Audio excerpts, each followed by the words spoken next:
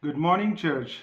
In Exodus chapter 2, verse 24, we read that the Israelites are crying out to God.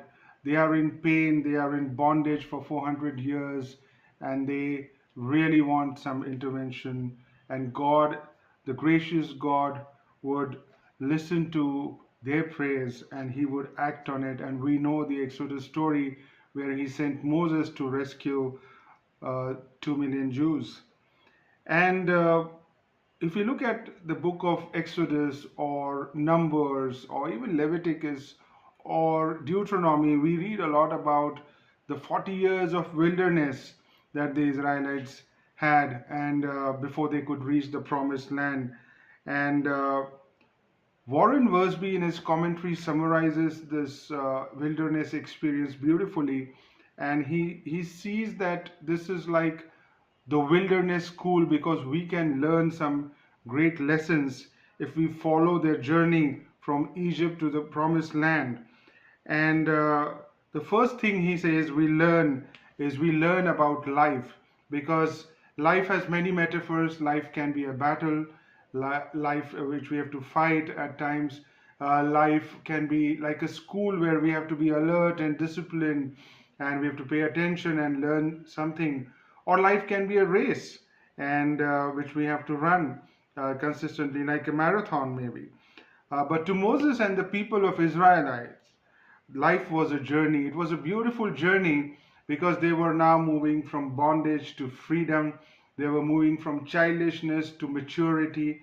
They were moving from being selfish to now going to be serving God. They were moving from thinking about the past glories to now anticipating about a better future. And this was great. And from God's point of view, there were only three locations. One is Egypt, which is a picture of the world system, where we are slaves, or then the land of Canaan, which is the picture of the promised land or the inheritance, where God wants us to give the best. And then there is this third place, which is the wilderness, which is a place of unbelief and discipline and falling short of what God wants us to be. And if you look at our lives as Christians, when we were saved and we believed Jesus, it is like we were rescued from the bondage. It is very similar, like as if you're rescued from the world system, the dark world system.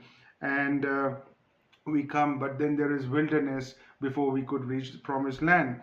And what the journey of Israelites teaches us that God does not want us to remain in the wilderness for long. Yes, the wilderness has some value where we can learn and we can grow and we can experience the provisions of God and despite all the problems and how God is with us.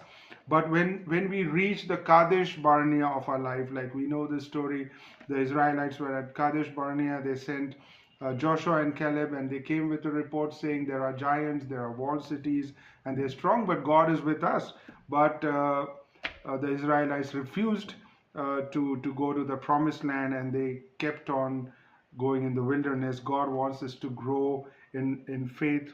God wants us to not stay in the wilderness, but believe in this journey where we are going to follow God because He is ahead of us. So we learn about life when we learn the wilderness experience of the Israelites, and it applies to us. The second thing is that we learn about God. The thing that, and Warren Worsby puts this pretty well, that the three mistakes that caused the Israelites to be in trouble is that they looked back and glorified Egypt first. Second, they looked around and complained about their circumstances.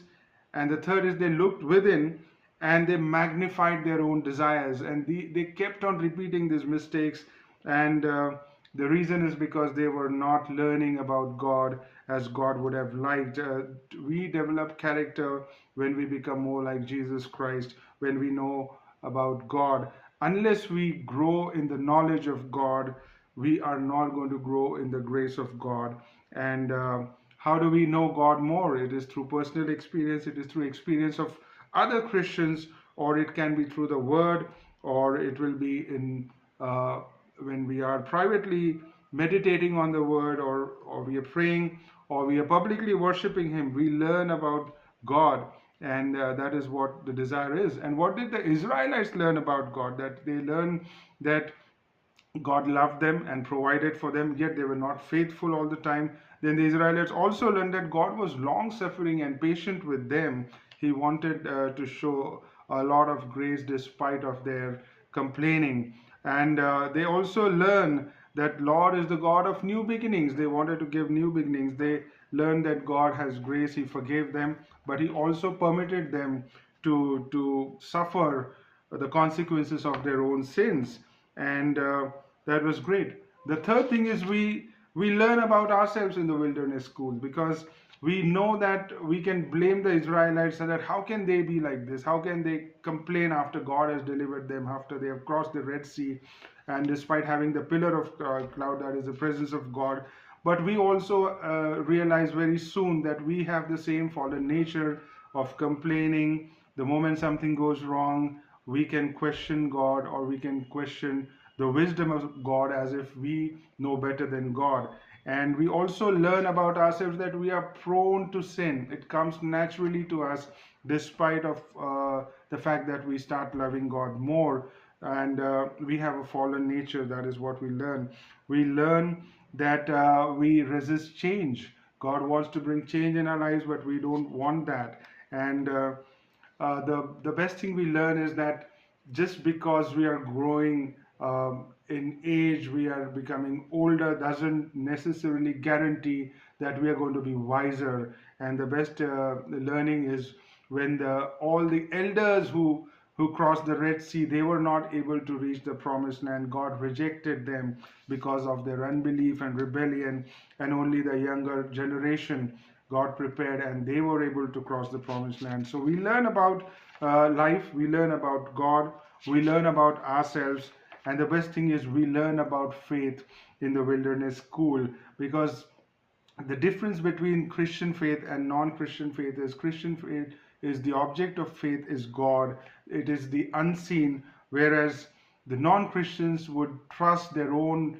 abilities, their own achievements, friends, money, and they would trust their own experience to deliver them or to take them through. But we trust the unseen, and no other example we can think of than Moses himself in the wilderness. We read in Psalm 103 that God made known His ways unto Moses, His acts unto the children of Israel. So the children of Israel could see what God is doing, but Moses knew why God is doing that, because he knew God so well, and that is the difference. Moses had a greater knowledge of God because of his faith.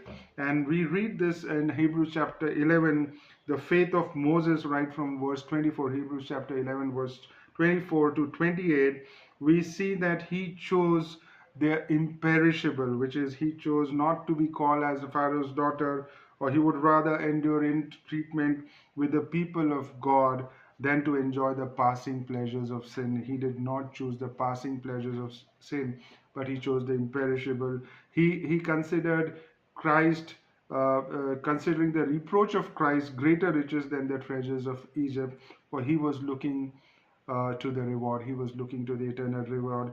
And he also, in verse 27, we read that by faith he left Egypt, not fearing the wrath of the king, for he endured as seeing him who is unseen. So faith sees the invisible. So faith chooses the imperishable, faith sees the invisible, and faith then sees the impossible, because then in verse 28 we read he saw the Passover, how God rescued the Israelites. He saw the Red Sea crossing by faith. In verse 29 we read, by faith they passed through the Red Sea as though they were passing through dry land. So faith would witness and experience the impossible. And these are great lessons that we learn from the wilderness school.